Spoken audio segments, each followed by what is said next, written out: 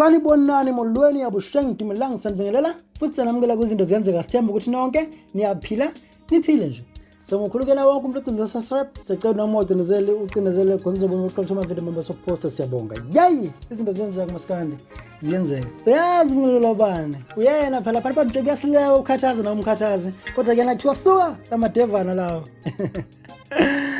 Oh yeah, manje sibuyile futhi ohlelweni lethu izinto zenzeka la sibuya khona ke manje udaba lomphambili sokhuluma ngalo njengamanje udaba olithinta laphana ucevuzile umfo kaMchunu yey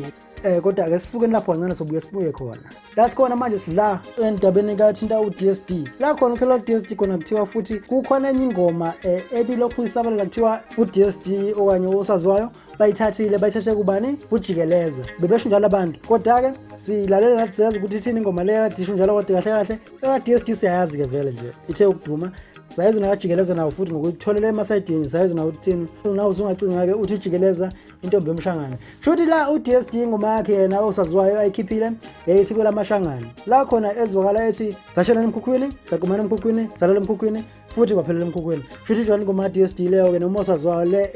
ethi iwela mashangane futhi ukhiphe iDSD ngoma lena wase kuba ukuthi ke sekuvela ukuthi ingoma uyithathe komunye umculo okuthiwa ujikeleza futhi belokhu khulunywa ngalento lena nje lokho yaphuma lokho yazwakala kahle kubantu uDSD ubeswathola interview lapha emsakazweni wasethola ukuyiphula kokuphawulela kahle kwiAlex FM la khona afike wayembula konke uDSD ukuthi kahle yena uyisima kanjani ekhuluma uhlangothi lwakhe naye ngengoma thizeni leyo okuthiwa ngempela uyena wayekopelayo ekopela komunye umculi okuthiwa ujikeleza lapha ngempela ke akawuze uDSD uphendula kanjani lapho eyiphawulela ngokuthi ingoma nokuthi ingoma nje straight leyo kwela mashangane noma ethi intombi yomshangane iqhamukaphi noma ibhalwe ngubani akawuzwele uDSD lapha iphendulela kwivideo yakhe nakho la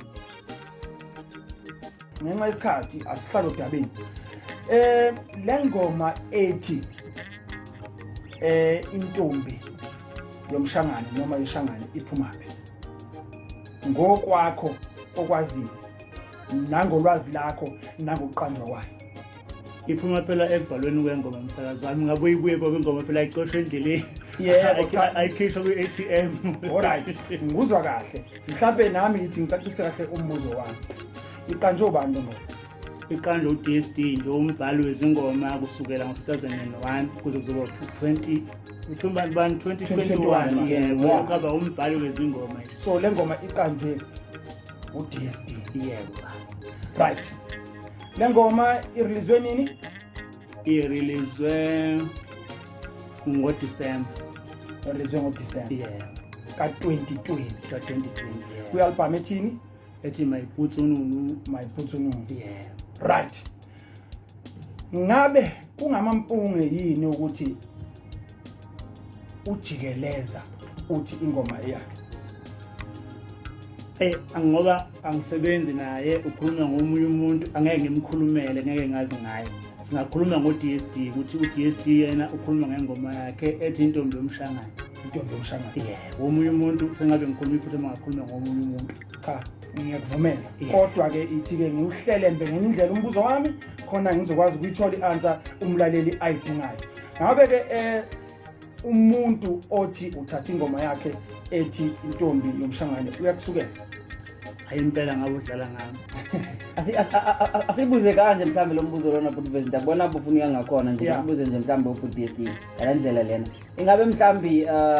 iyakhona mhlambe afuna idibana khona mhlambi nithetha ngale ngoma le yokubokhe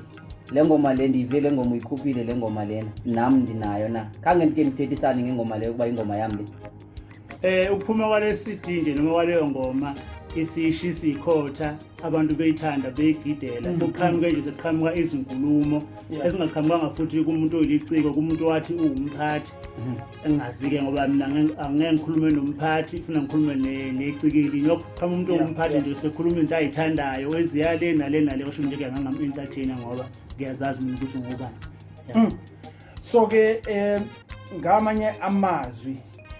angithi siyazi ukuthi ingoma uma ibhalwe phansi iyarejistwa njalo njalo. Wena uzange uzuthikamezwe muntu esimeni sento ebhalwe phansi wathikamezwa nje umuntu owayeqhamuka ethi nje umphathi. Impela nje waqhamuka umphathi akukho ukuthi lapho kubhalwe khona ingoma kabani, ingoma nje eyami ngangiyidlala ingeyami. Namanje futhi ngakubhala nje ingoma manje uyibhale nje ingoma uyibhale ngathi nje la SFM khona manje ngishaye awusona madoda uyibhale nje ngathi ngeziphuma ku-ATM nje ukushilo phambili ukuthi ukaze ukhipha ku-ATM hey madoda nje khona manje ngabe wakamhlongo ukuthi uzoba njani hey madoda. So-ke mngani wami-ke sazokhuluma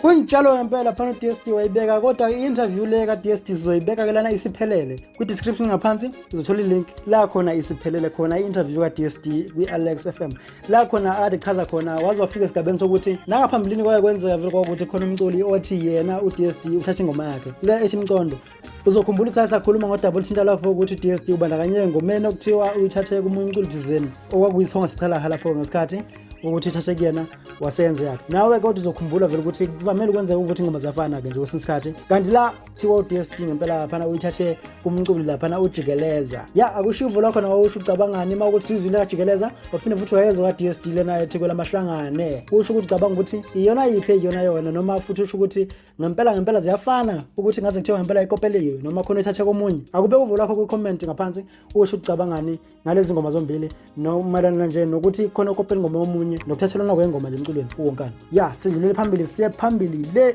emachunweni noma kwamchuno. Uma siya emachunweni siyalekwa ele phansi ofasimba la sithola khona uCevuzile. Futhi kwenzekile ukuthi namhlanje usuku lokuzalwa kwaCevuzile okuthi njengoba ngikhuluma nje namhlanje ngikhuluma kumhla ka-20 laphana ku-February okuwukuthi namhlanje usuku lokuzalwa lukaCevuzile usomcevu uqeda imicimbi ngempela. Bekulokhu izehla izolokotha ezinhle noma ama-message abefisela uCevuzile usuku oluhle njengoba usuku lakhe olukhulu usuku lakhe lokuzalwa. Ngempela kwenzekile ukuthi bamfisela nje okuhle kodwa kwase kuba ukuthi ekhambeni kosuku uCevuzile wasefaka ivideo.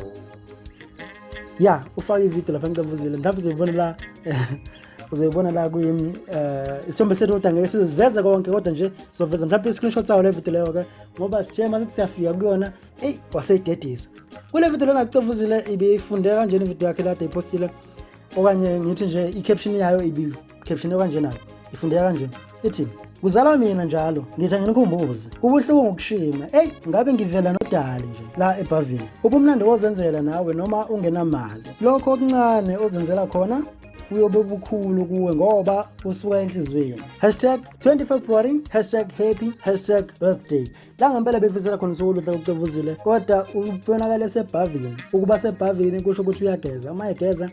le video lana ibiqala ngendlela ukuthi uCevuzile laphana ebemile wase ehlala phansi uhlala kwake phansi uhlala phansi uhambaze la ngempela laphana bevela enqunu base bengena abantu besho ukuthi bamfisela usuku oluhle kangakanani uCevuzile bekhomenta ngempela kwi-video yakhe le akade vela kuyona sengathi kuvela izitho zakhe sengasese kodwa lokho kuvamile ukwenzeka kubacula abanye njengoba kwenzeka ukuthi ngempela kuyavela laphana uMT naye wayetoilet kwavela kodwa uCevuzile kwenzeke yena-ke nje begeza nje eBhavini lakhe la abantu bemfisela khona okuhle kusho ukuthi omunye wabo wahamba wanothisa basememtshela ukuthi kwenzela kanjani la khona omunye obese wathi umpume laphana shoba uthola ekhuluma ngempela ethi ihackiwe i-account wasehleka ngempela abaningi bacabanga ukuthi mhlawumbe ngaba ukuthi hackiwe ngoba le video le ipostiwe ngamanye amazwi bekuyi-video pre-recorded makuthe pre-recorded ibikade itheshiwe kuqala yasipostwa yasifakwa ku-Facebook futhi bekungaba ukuthi uCevuzile uyena ngqo oyifakayo okanye omunye umuntu oseceleni futhi oyifakayo ivideo leyo kodwa bekungaba isimanga ukuthi kanjani kube ukuthi ifakwa ngosuku ngqo lolu lokuthi ukuzalwa kwaCevuzile ibingabe itheshwe nini itheshwe ubani ngoba futhi uCevuzile laphana kuvela sengathi uyena yedwa okhona endlini la akagezela khona ake nawo usho uvulo wakho-ke ucabanga ukuthi kungazi kwayini kungadalwa yini ukuthi uCevuzile post ivideo njeyana ngoba abaningi basho bethi ngaba ukuthi mhlawumbe i-account yakhe ihackiwe ngaba ukuthi kube yiphutha mhlawumbe akwazanga ukuthi ayibone kahle ake nawo ubeka uvulo wakho ukuthi ucabangani usho nje ukuthi cabangani ngevideo acevuzile uma uthi kwayibona uma uthi awuyibonanga ke futhi udelete vele khamba lesikhathi ngoba bebona ukuthi vele ivideo ethi mayibe ivideo ehlambalazayo noma eveza okuThize okungekho esimweni sokuthi ngavela. Ake usho uvulo wakho ke nawe la comment section usho ucabangani ngodaba lacevuzile lulonkana. Siqhubeka futhi imfisela usuku oluhle ucevuzile laphana iyazala indoda. Happy birthday Macingwane. Bese kuba ukuthi thina nawe sidibana ngokuzayo.